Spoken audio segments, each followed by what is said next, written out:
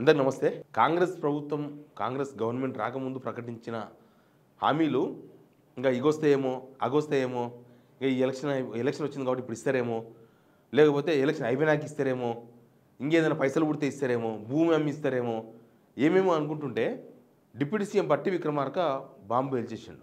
అయిపోయినాడు మొత్తం, హామీలు అయిపోయినాయి. తర్వాత ఇంకా చాలా విషయాలు మాట్లాడేసిండు. ఆయన డిప్యూటీ సీఎం కదా, ముఖ్యమంత్రి తర్వాత ముఖ్యమంత్రి అయిన వ్యక్తి, ఫైనాన్స్ మినిస్టర్. ఆయన డబ్బులు గిబ్బులు లెక్కలని తెలుసు ఆయనకు. ఆయన టీవీ నైన్కి ఇంటర్వ్యూ ఇచ్చిండు. ఆ ఇంటర్వ్యూలో కొన్ని విషయాలు మాట్లాడిండు. ఆ విషయాలు మనం కూడా చూద్దాం ఏం మాట్లాడిండో. ఆయన మాట్లాడిన దాన్ని బట్టి చూస్తే వీళ్ళు ఇస్తున్నారు కానీ జనానికి వస్తలేవు.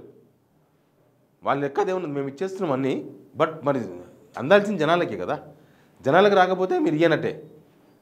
అసలు ఎలక్షన్స్ ముందు చెప్పిన వీడియో మంచిగా ఉంటుంది బట్టి విక్రమార్కది, చాలా బాగుంటుంది. ఆ వీడియో కూడా చూద్దాము, అన్ని విషయాలు మాట్లాడదాం. సబ్స్క్రైబ్ చేసుకోవడం మర్చిపోవద్దు. వాయిస్ కొద్దిగా చేంజ్ ఉంది, వానాకాలం కదా, అప్పుడప్పుడు తడుస్తున్నాం, అందుకే వాయిస్ చేంజ్ ఉంది, బట్ నో ప్రాబ్లం. ఇది టీవీ 9కి ఇచ్చిన ఇంటర్వ్యూ బట్టి విక్రమార్క. ఒకసారి అది వినండి. విన్న తర్వాత కిందనే వాళ్ళు ఇచ్చిన 6 గ్యారెంటీలు కూడా ఉన్నాయి, వాటి గురించి మాట్లాడదాం. తర్వాత ఇంకా కొన్ని విషయాలు ఉన్నాయి. చాలా కాంగ్రెస్ ప్రభుత్వానికి మనసు వచ్చింది ఒక విషయంలో. మొరటు ప్రభుత్వం కాదు మాది, మనసున్న ప్రభుత్వం అని ఒక విషయం చెప్పిండు. ఆ విషయం మీద కూడా మాట్లాడదాం. ఫస్ట్ ఇది వినండి. అన్నీ ఏదో ఒకటో రెండో తప్ప, దాదాపు అన్ని ఒకటి తప్ప దాదాపు అన్ని చేసాం. మీ దగ్గరకు వస్తున్నాయంటే కొంచెం రీసెర్చ్. ఒకటి అటో ఇటో తప్ప మొత్తం హామీలు అమలు చేసామన్నారు. ఇక్కడనే ఉన్నాయి. మహాలక్ష్మి మహిళలకు ప్రతి నెల 2500 రూపాయలు వచ్చినాయా? ఒక్కరు కూడా రాలేదు. అసలు ఆ స్కీమే లాంచ్ కాలేదు. 500కే గ్యాస్ సిలిండర్ ఇది వచ్చింది, పాక్షికంగా వచ్చింది, వచ్చింది, ఆడ రాలేదు. చాలా మందికి మళ్ళీ ఎలిజిబిలిటీ పోయింది. ఆర్టీసీ బస్సులో ఉచిత ప్రయాణం ఇది ఫుల్ ఫెడ్జ్ ఉంది, కాకపోతే దాని పర్యవసానాలు ఏమున్నో దాన్ని గవర్నమెంట్ ఫేస్ చేయలేకపోయింది. రైతు భరోసా ప్రతి ఏటా రైతులకు, కౌలు రైతులకు ఎకరానికి 15,000 రూపాయలు. ఇది 15,000 12,000 చేసిండ్రు. అది అడప ఇన్స్టాల్మెంట్ల పద్ధతిని ఇస్తున్నారనమాట. ఒకసారి వానకాలం ఇస్తే యాసంగిలు ఇయ్యరు, యాసంగిలు ఇస్తే వానకాలం ఇయ్యరు. ఎప్పుడు ఇస్తారో ఎప్పుడు ఇయ్యారో వాళ్ళకే తెలియదు. అది తగ్గించేసిండ్రు. 12,000 చేసిండ్రు, 6,000. యాక్చువల్గా 7,500 రూపాయలు రావాలి రైతులకు, దాన్ని తగ్గించేసి చేసిండ్రు. ప్లస్ కౌలు రైతులకు రూపాయి కూడా ఇవ్వలేదు. ఇక్కడ రైతులకు కౌలు రైతులకు అని చెప్పిండ్రు. ఏ కౌలు రైతుకు 1 రూపాయి కూడా ఇవ్వలేదు, ఒక అన్న పైసా కూడా ఇవ్వలే. ఆ స్కీము పాక్షికంగా కాదు, ఇంకా పాక్షికం అమలు అవుతుంది. వరి పంటకు 500 రూపాయలు బోనస్. 3 నెలల క్రితం ఉన్న వరి పంటకు బోనస్ ఇవ్వలే. అంతకుముందు ఉన్న పంటకు సగం మందికి బోనస్ ఇవ్వలే రైతులకి. ఓకే, లాంచ్ చేసిరనమాట. అంతా లాంచ్ చేస్తే ఇంక అయిపోయా, ఆ స్కీమ్ వచ్చినట్టే అనమాట వీళ్ళ లెక్కన. తర్వాత గృహజ్యోతి ప్రతి కుటుంబానికి 200 యూనిట్ల ఉచిత విద్యుత్, ఇది కూడా పాక్షికమే.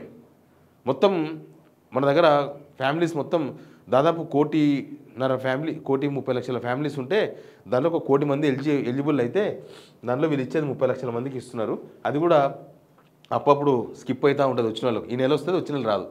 ఏంటంటే పైన పోయింది కింద పోయిందని చెప్తారు లైన్ మెన్లు వీళ్ళు. ఇందిరమ్మ ఇల్లు లేని వారికి ఇంటి స్థలం అండ్ 5 లక్షలు. ఉద్యమకారులకు 250 గజాల ఇంటి స్థలం. ఏ ఉద్యమకారునికి 250 గజాల ఇంటి స్థలం రాలేదు. ఇందిరమ్మ ఇంట్లో పంచాయతీ నడుస్తుంది. ఇక ముందర చూద్దాం ఇంకెంత పంచాయతీ అవుతుందో. యువ వికాసం విద్యార్థులకు 5 లక్షల విద్యా భరోసా కార్డు. ప్రతి మండలంలో తెలంగాణ ఇంటర్నేషనల్ స్కూళ్ళు ముగ్గు పోసారు ఇప్పుడు, అవి ఎప్పుడైతే తెలియదు. యువ వికాసం విద్యార్థులకు 5 లక్షల విద్యా భరోసా కార్డు అంటే ఫీజు రియంబర్స్మెంట్. ఇది 5 లక్షల రూపాయలు జస్ట్ ఏటీఎం కార్డులకు మీకు ఇచ్చేస్తాం, మీరు పోయి కాలేజీలో మీరు ఏమైనా గీక్కున్నారని చెప్పిండ్రు. అసలు కార్డు లేదు, పైసలు లేవు. మొన్నటిదాకా డిగ్రీ కాలేజీల ఓనర్స్ మేమేం చేయలేము, మేము డబ్బులు లేకపోతే మేము చేయలేము, గవర్నమెంట్కి వెళ్ళి ఫీజు రియంబర్స్మెంట్ వస్తలేదని చెప్పి ఎగ్జామ్సే పెట్టలే. ప్రభుత్వం ఏదో బుదిరగిస్తే పెట్టిర్రు, మళ్ళీ ఇప్పుడు స్టార్ట్ అయింది. ఫీజు రియంబర్స్మెంట్ లేదు. చాలా కాలేజీలో సర్టిఫికేట్లన్నీ ఇరుకపోయినాయి పిల్లలవి. మీరు డబ్బులు కట్టుండి గవర్నమెంట్కి డబ్బులు వస్తలేవని చెప్తున్నారు. పిల్లల్ని ఇబ్బంది పెడుతున్నారు యజమాన్యాలు. కనీసం ఆ చొరవ కూడా, కనీసం మీరు ఇయ్యని సర్టిఫికేట్లు మేము ఇస్తామన్న ఒక ధీమా కూడా కల్పించలేకపోయినరు. 5 లక్షల రూపాయలు కాదు, అసలు 30,000 రూపాయలు కూడా వస్తలేవు. తర్వాత చేయూత 4,000 రూపాయలు పెన్షన్ వచ్చిందా అవ్వలకు తాతలకు ఎవరికన్నా? ఎవరికి రాలేదు. 10 లక్షల రాజీవ్ ఆరోగ్యశ్రీ బీమా, ఇది పాత స్కీమే, ఇప్పుడు అమలు అవుతుందో లేదో పోయిన వాళ్ళకి తెలుస్తుంది. లాస్ట్ గవర్నమెంట్ 2023 ఫిబ్రవరి నుంచి అమలు చేసింది, దాన్నే వీళ్ళు ఇచ్చుకున్నారు. సరే, ఇది ఆయన 6 గ్యారెంటీల గురించి. అసలు ఈ 6 గ్యారెంటీల గురించి ఆయన ఒక మాట చెప్పిండు ఒకనాడు. అవన్నీ వివరాలు రాసుకొని కార్డు మీ ఇంట్లో ఇచ్చి రావటం జరుగుతుంది. ప్రతి ఇంటికి ప్రతి కాంగ్రెస్ కార్యకర్త వచ్చి ఈ కార్డు ఇస్తాడు. దయచేసి నేను ప్రజలందరికీ విజ్ఞప్తి చేసేది ఏంటంటే, ఈ కార్డు చాలా అత్యంత విలువైనది. ఈ గ్యారంటీ కార్డుని అత్యంత భద్రపరచుకోండి. 3 నెలలు జాగ్రత్తగా దీన్ని కాపాడుకోండి. మా ప్రభుత్వం రాగానే మీరు ఈ గ్యారంటీ కార్డు తీసుకొని రాగానే అందరికీ 100 రోజుల్లో దీన్ని అమలు చేసేటువంటి కార్యక్రమం చేయబోతా ఉన్నాం. ఉన్నాయా మీ ఇంట్లో? ఎవరింట్లో ఉన్నాయా? ఆయన 100 రోజులే దాపేటమన్నాడు. 100 రోజులు ఎన్ని అయిపోయినాయి? ఇప్పటికీ 20 నెలలు, 600 రోజులు అయిపోయింది. 100 రోజులు అంటే 600 రోజులు అయిపోయినాయి. 600 రోజులు అయిన గవర్నమెంట్ వచ్చి ఇది భద్రంగా దాచిపెట్టుకో అన్నాడు. నాకు తెలిసి కాంగ్రెస్లో తగు లేదు. కాంగ్రెస్లో కూడా ఎప్పుడో పెంట కుప్పలు తొక్కేసిరు, ఇది అయ్యేది కాదు పోయేది కాదని. ఇంకా ఎవరింట్లో ఉన్నాయా? పాపం కాంగ్రెస్ కార్యకర్తలు ఇల్లు తిరిగి పంచారు కాంగ్రెస్ గవర్నమెంట్ రావాలని. తర్వాత వాళ్ళని తొక్కిండ్రు వీళ్ళు. లాస్ట్కి కనీసం ఇంటికాడకు పోయి ముఖం కూడా చూపే పరిస్థితి లేదు ఓట్లాడడానికి. మళ్ళీ అట్లాంటి సిచ్యువేషన్ క్రియేట్ చేసిండ్రు. కానీ ఎవరి దగ్గర ఉంటే ఫ్రేమ్ కట్టించి పెట్టుకోండి, గుర్తుంటుంది, ఎప్పుడైనా సరే గుర్తుంటుంది. అవి వస్తావో రావో తర్వాత విషయం, కానీ ఆల్రెడీ ఇచ్చేసామని చెప్తున్నారు కాబట్టి ఇంకా అవి ఇచ్చేసినట్టే వచ్చేసినట్టే అనమాట. కోడింగ్ కట్టుకొని తింటారు చూడు కోట శ్రీనివాసరావు, ఆ టైపు. కనీసం ఒక ఫ్రేమ్ కట్టించి పెట్టుకుంటే గోడకు ఇక చూసుకుంటూ ఉండొచ్చు, వచ్చినాయా వస్తున్నాయని. కాబట్టి బట్టి విక్రమార్క గారు 2 షేర్స్ చూపించేసినాం నేను, ఆ షేర్స్ ఈ షేర్స్. ఇంకా ఈయన చాలా ఉన్నాయి. అప్పట్లో అసలు ఇన్ని స్కీమ్స్కు డబ్బులు ఎక్కడ తీసుకొస్తారంటే మేము సృష్టించి పేదలకు పంచుతాం అన్నాడు. సృష్టి లేదు, పిష్టి లేదు, అంతే ముష్టి అయిపోయింది. సృష్టి లేదు, మొత్తం ముష్టి కథ అయిపోయింది. ఇప్పుడు అంతా అప్పులు సప్పులు ఓ రామచిలుక అట్లా అయిపోయింది కథ. ఇంకా ఇది ఒకసారి వినండి.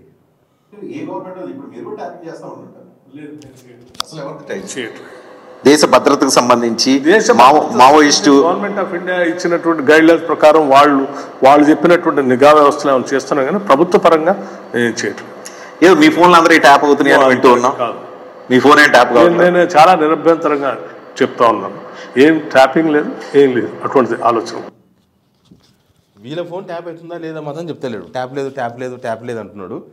వీళ్ళ ఫోన్ ట్యాప్ అవుతున్నదే కదా పెద్ద లొల్లి, అందరూ మాట్లాడుతున్న లొల్లి అదే కదా. వాళ్ళది వెళ్ళి ఇళ్ళు మీద కూల్చేయడానికి రెడీ అవుతుంది. కానీ ఓల్డ్ సిటీలో ఉన్న ఎంఐఎం పార్టీకి సంబంధించిన అసదుద్దీన్ ఓవైసీ కాలేజీని మాత్రం టచ్ చేయాలంటే కూడా భయపడుతుంది.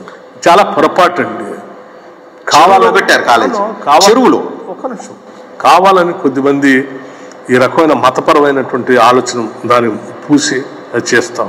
నీకు ఎక్కడైనా పబ్లిక్ పర్పస్ కోసం, పోరర్ సెక్షన్స్ కోసం, నీడీ పీపుల్ కోసం ఏదైనా చేసి ఉంటే దాన్ని మానవీయ కోణంతో చూసి దాన్ని వదిలేయాలి తప్ప చట్టం ఒక్క నిమిషం, చట్టానికి మానవీయ కోణం ఉండదు, చట్టం స్ట్రిక్ట్ గా ఉంటుంది. ఒక్క నిమిషం.